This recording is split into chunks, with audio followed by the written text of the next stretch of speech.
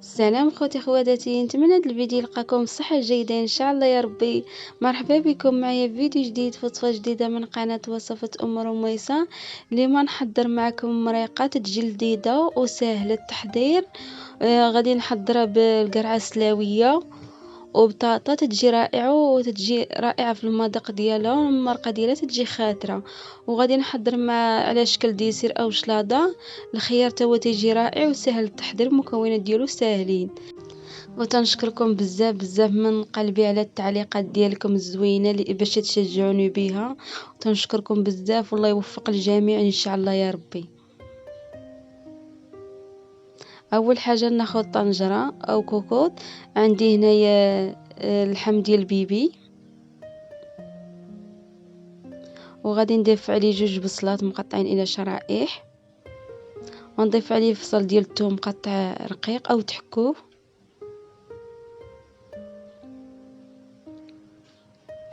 قليل من القزبر ومعدنوس.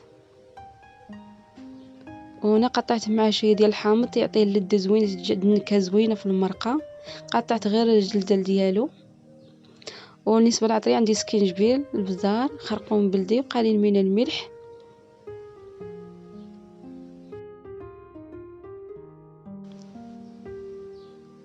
وغادي نضيف عليه قليل من الماء،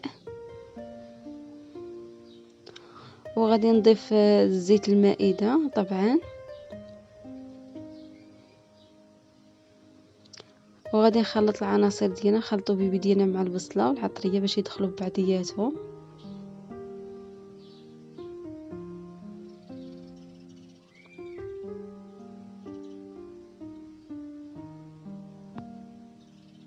ومن بعد غادي نديرو معنا نار متوسطه، نخلي بيبي ديالي يتقلى مع البصله مزيان. تنحسب البصله ديالنا غادي تذوب لينا، واخا هاد البصله خضريه ما تبغيش تذوب الزربه، ماشي بحال الاخرى. هنا اللحم ديالنا ديال بيبي تيتقلى شويه مع البصله، ونبقاو مع التحريك مره مستمر باش ما تحرق ليناش المرقه ديالنا، ونخليو النار مهيله باش كل حاجه نعطيو حقها في الطياب ويطيب لينا الماكله باش تجينا مزيانه.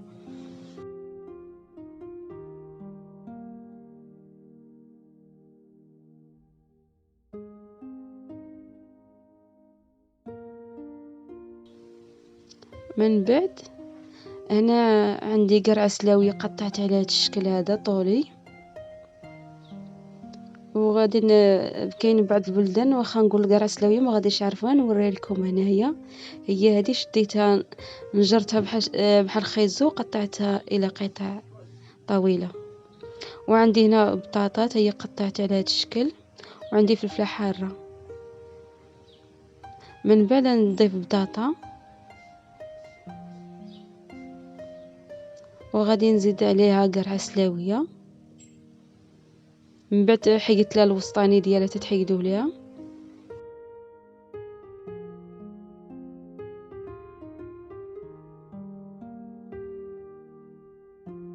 وغادي نضيف كميه من الماء اللي غادي طيب ليا المرقه فيه ديالي، ما نكثرش بزاف، عينك ميزانك. وغادي نسد عليه الكوكوط، وغادي نخليه يطيب على خاطره. من بعد من طابت ليا المريقه ديالي غادي ندير الفلفله، ما درتش في الاول باش ما تطلق لياش الحروريه، خليتها من بعد. وغادي نخلي المرقه ديالي تنشف ليا شويه، حتى الفلفله هي تاخذ حقها في الطيب، هي طيب شويه. ونخلو المريقه ديالنا طيب تنشف لينا، وغادي ندوزو للسلطه او ديسير. غادي ناخذ 3 الخيارات، غادي نقطعهم على الشكل، قطعتهم وخليت شويه ديال ما نقيتش كلشي، عفوا خليته باش تبقى ليا الخضوره تبان ليا. من بعد تنحكها في هذه الحكاكه كيف تشوفوا، ما حكيتهاش في هذيك الحكاكه الطوليه. خليت شويه ديال القشور في الخيار باش تبان ليا شويه الخضوريه، ما درتش كلشي بيض باش ما يجينيش كيف الاول كيف تشوفوا. ملي تديروا خضر يعطيكم شي خضوريه. غنحاول نخلطو يجينا الشكل ديالو بحال هكا.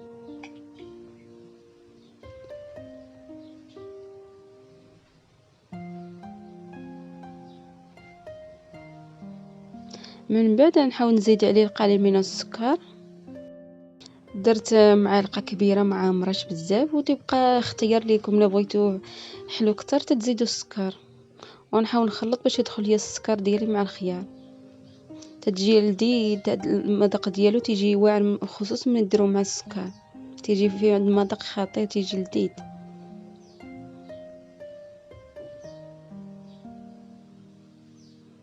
ومن بعد هذا هو الشكل ديالو درتو في هاد الزليفات.